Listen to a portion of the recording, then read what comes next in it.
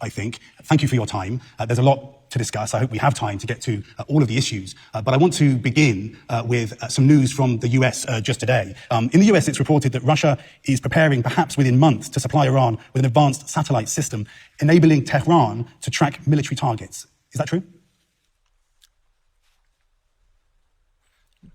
Would you mind repeating the question again? That we are preparing to hack what kind of facilities?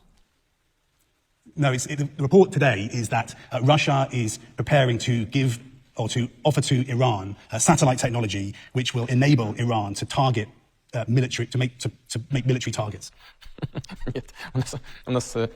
No, we don't have that kind of programs with Iran. No, it's just nonsense all over again.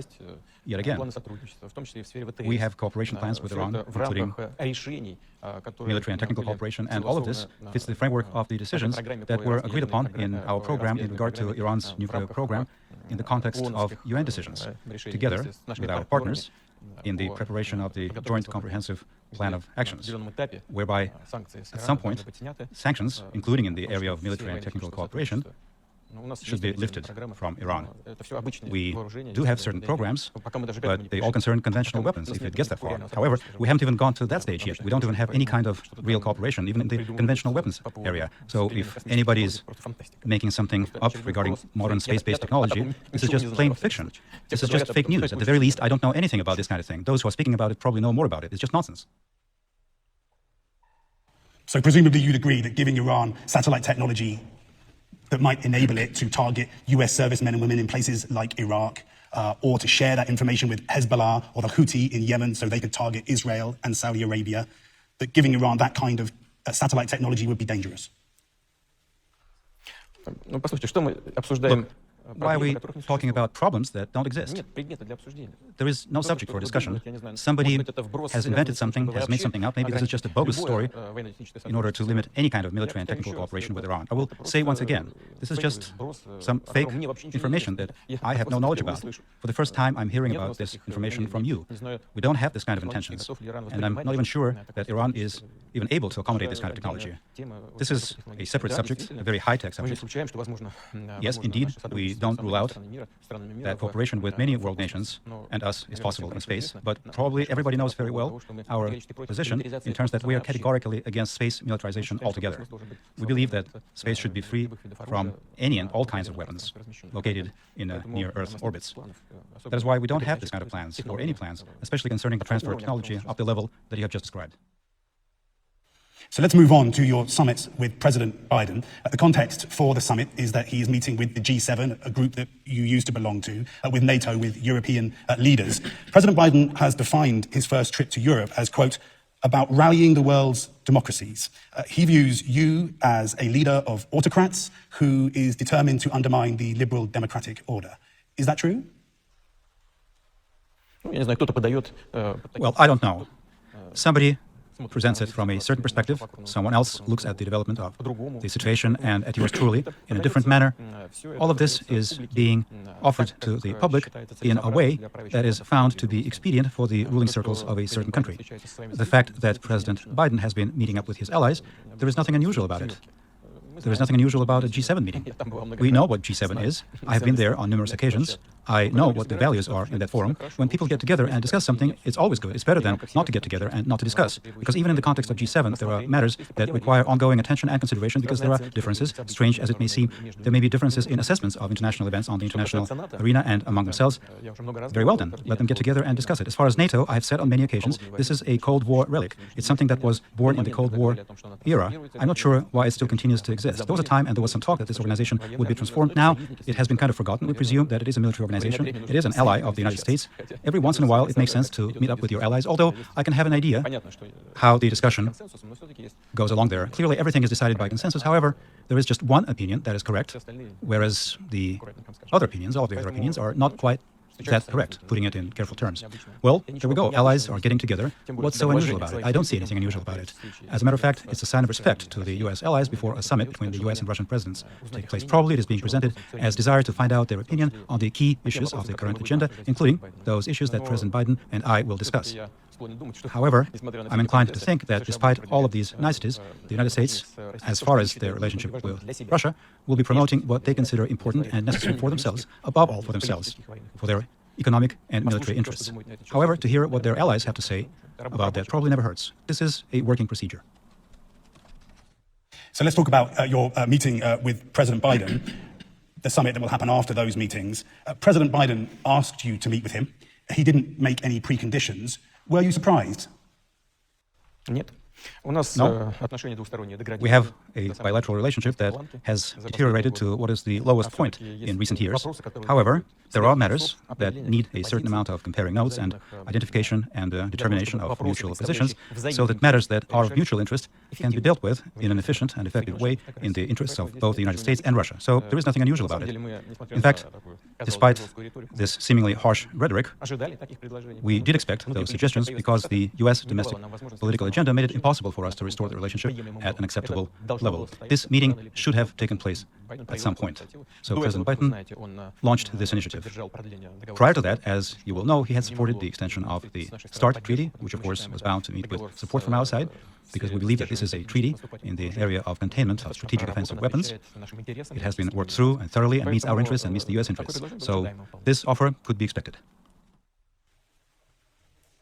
Will you go into the summit agreeing to begin more arms control talks immediately after the summit? Because, as you mentioned, President Biden has extended New START by 5 years. Washington would like that to be the beginning, not the end of that conversation. We know what matters and what problems Americans want to discuss with us. We understand these questions, matters, and problems. We are prepared for this joint work. We have certain, if not differences, then different understandings of what pace, at what pace, and in what directions we need to be moving. We know what constitutes priorities for the U.S. side. And, generally speaking, this is a process that needs to be advanced at the professional level, along the lines of the Foreign Ministry and Defense Ministry on the Russian side, and Pentagon and the State Department on the U.S. side. We are prepared for this work. We've heard signals that the U.S. side would like to see these negotiations resumed at this expert level of professionals. We will see if the conditions for this have been created following the summit. Of course, we're not saying no. We are prepared to do this work. President Biden wants predictability and stability. Is that what you want? Well, these are the most important things. This is the most important thing. This is the most important value, if you will, in international affairs. Sorry to interrupt you, but he would say that you have caused a lot of instability and unpredictability.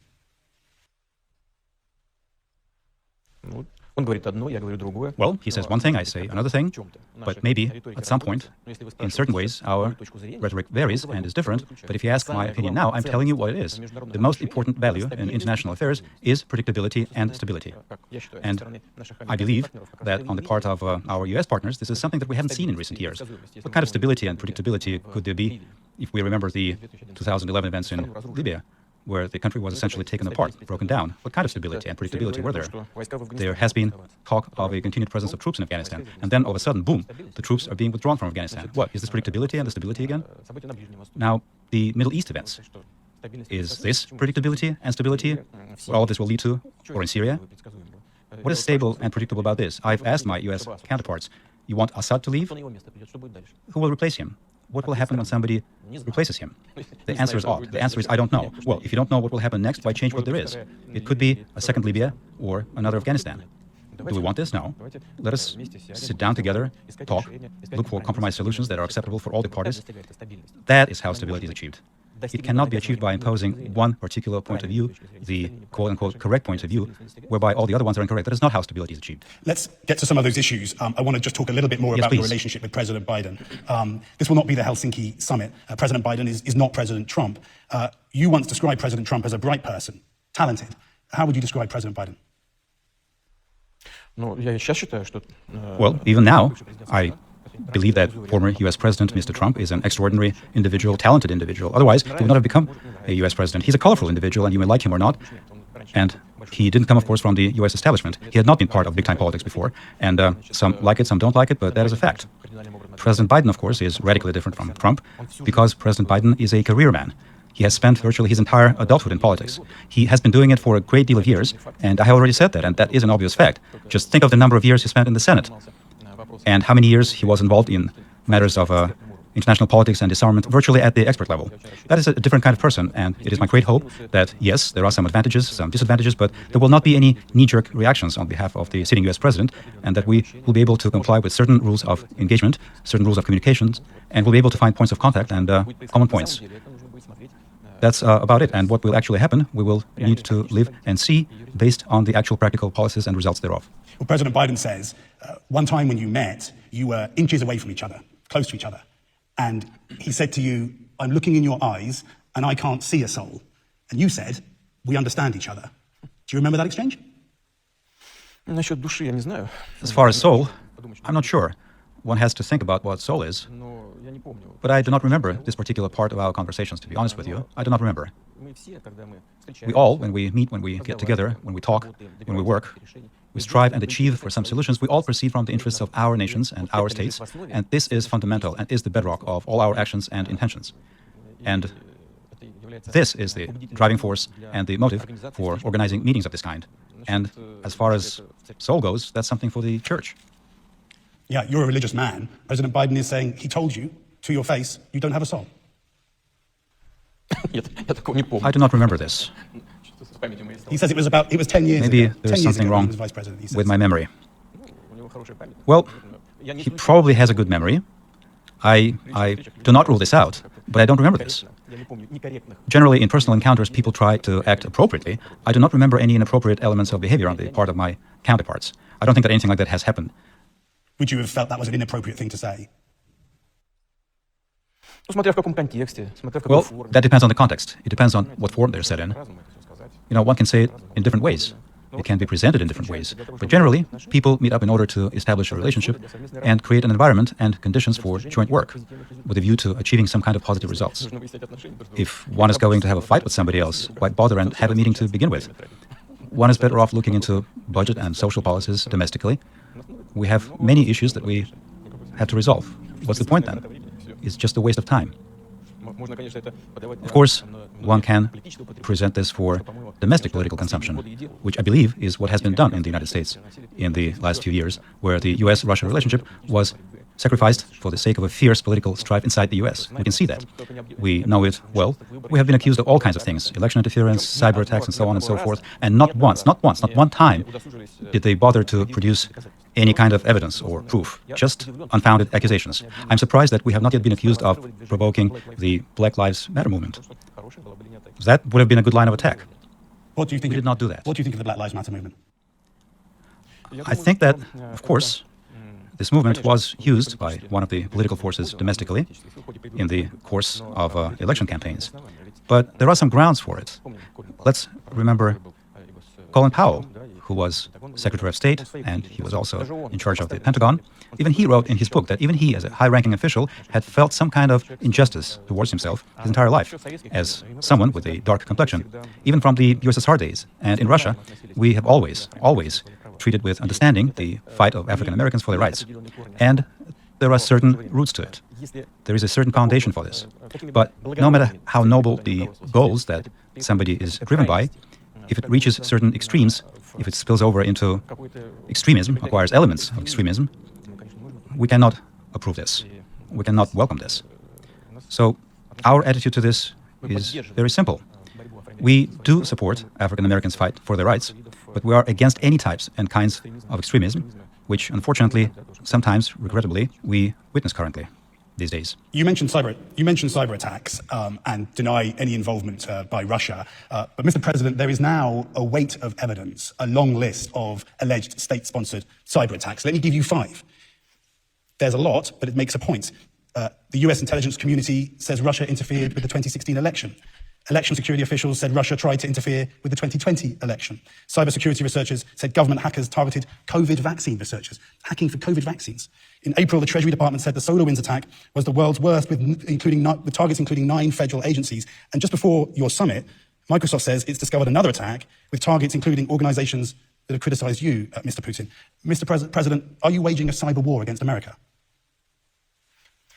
Dear Keir, you have said that there is a weight of evidence of cyber attacks by Russia.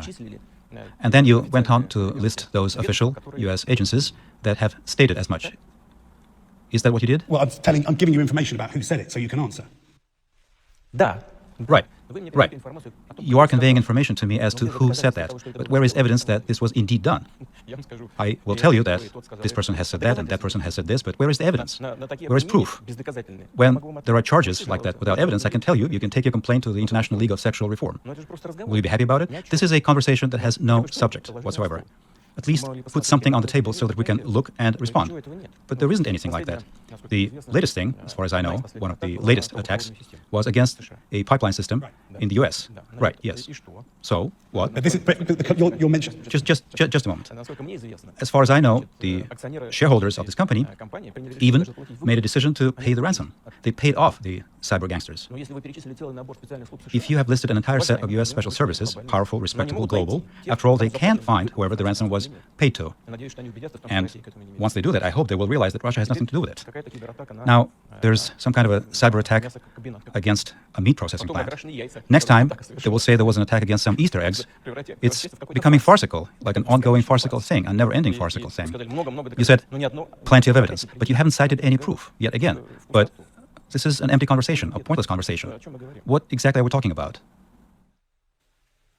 You've moved on to this question of ransomware and criminals. Russian-speaking criminals, is the allegation, are targeting the American way of life: food, gas, water, hospitals, transport.